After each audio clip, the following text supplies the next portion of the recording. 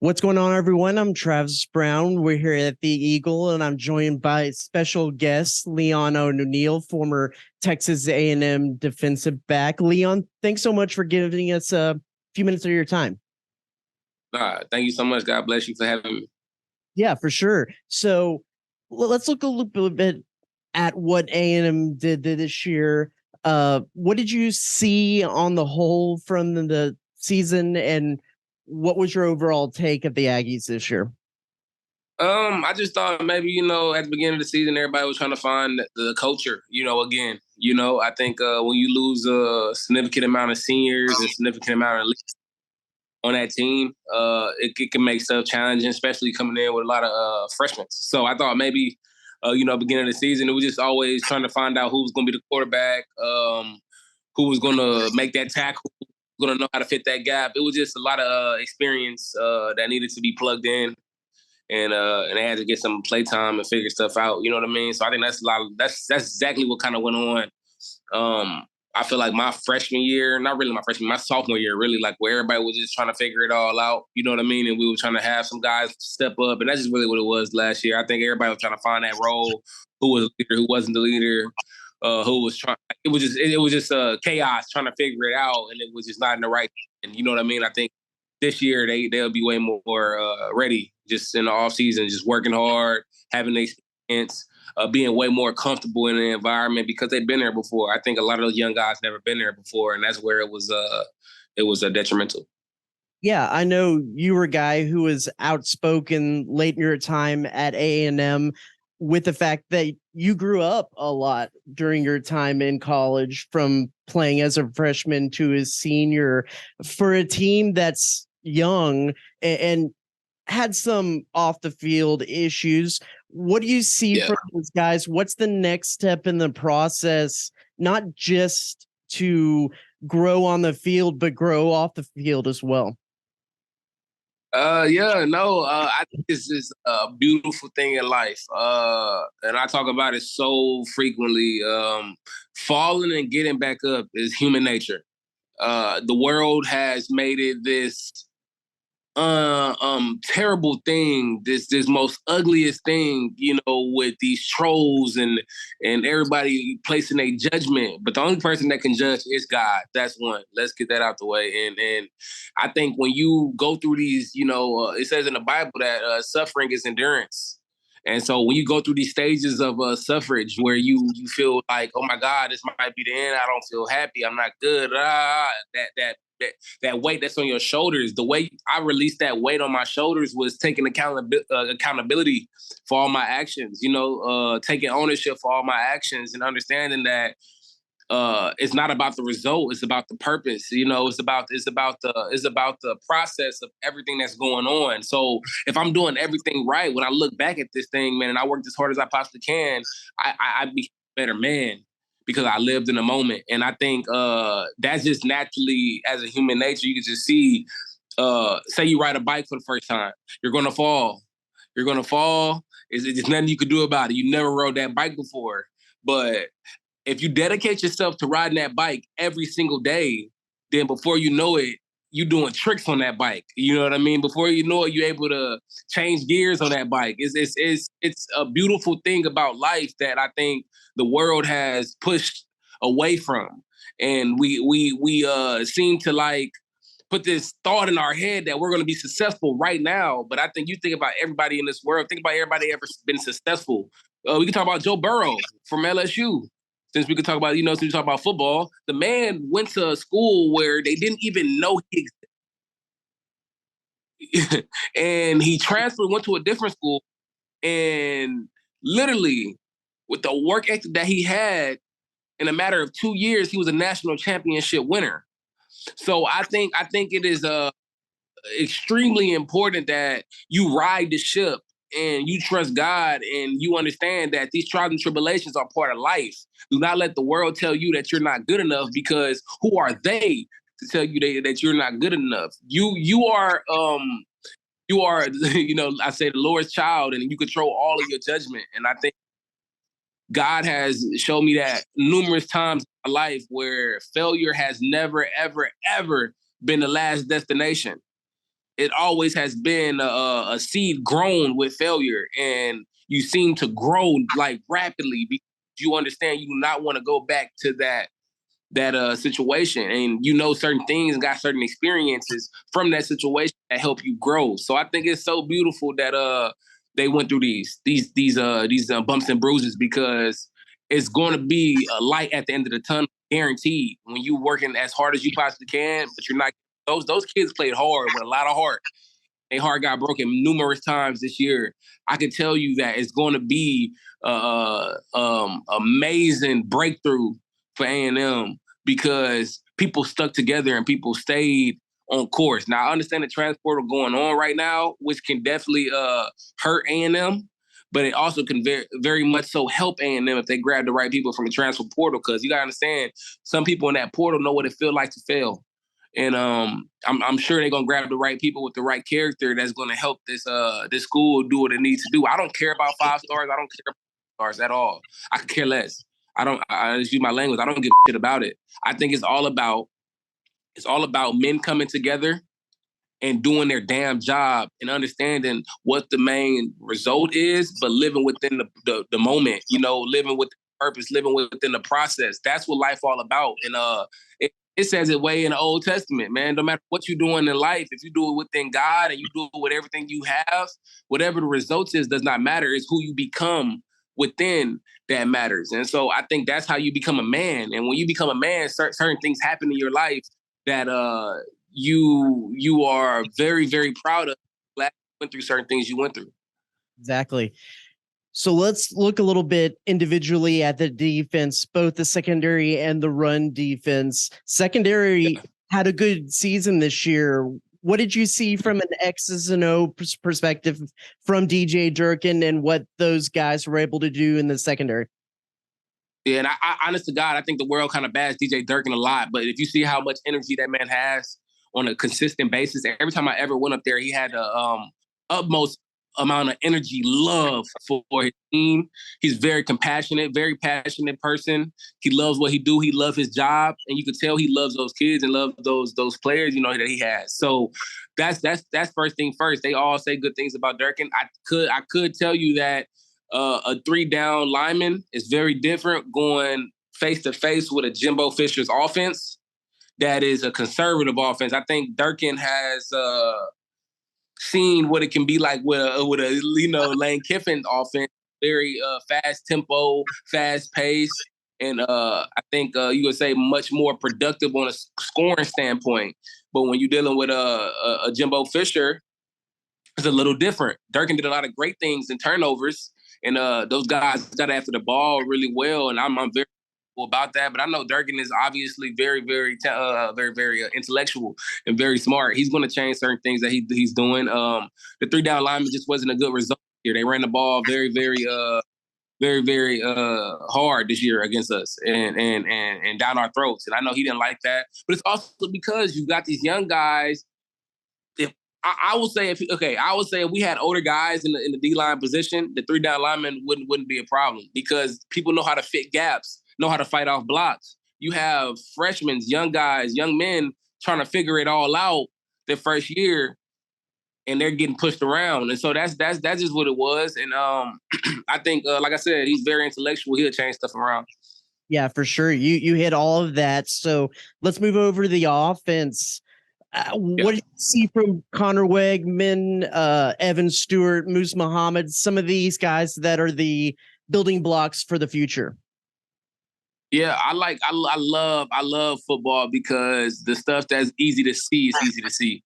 And Evan Stewart, when I seen him in spring, he has always impressed me.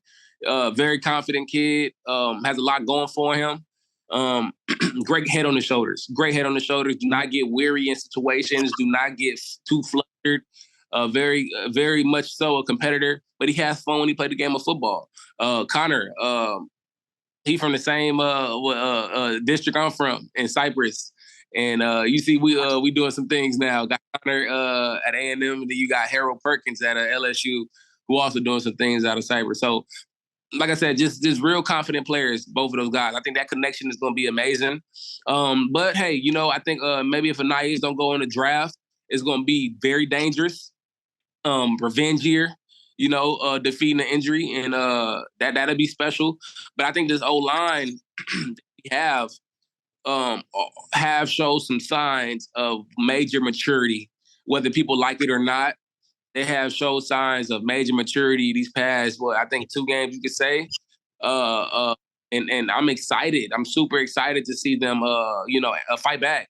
Fight back. You naturally mature. You naturally mature with experiences. That O-line is getting the getting the experience they need.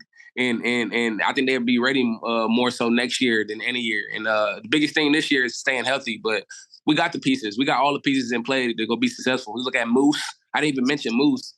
Moose had been phenomenal. I'm a little upset he never got that opportunity early, but I think he had to mature, and that's literally what Moose is a perfect example of experience, maturity, and understanding that you're going to have some ups and downs on the way up.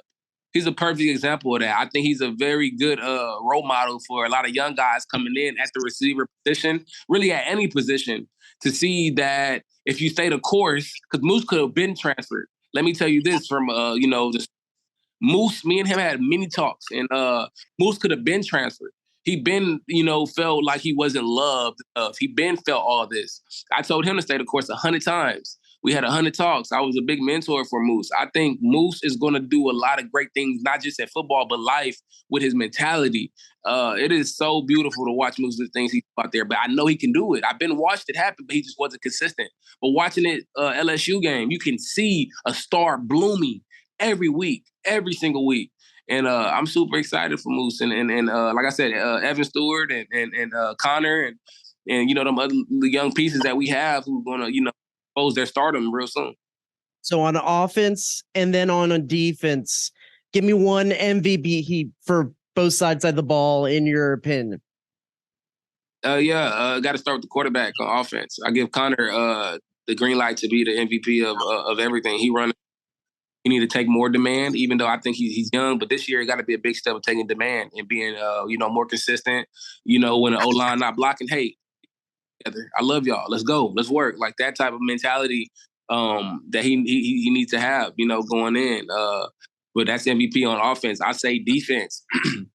It'll be a joke if I don't tell you who step up in a leadership role on defense, and it has to be either Fidel Diggs or it has to be Adrian Cooper.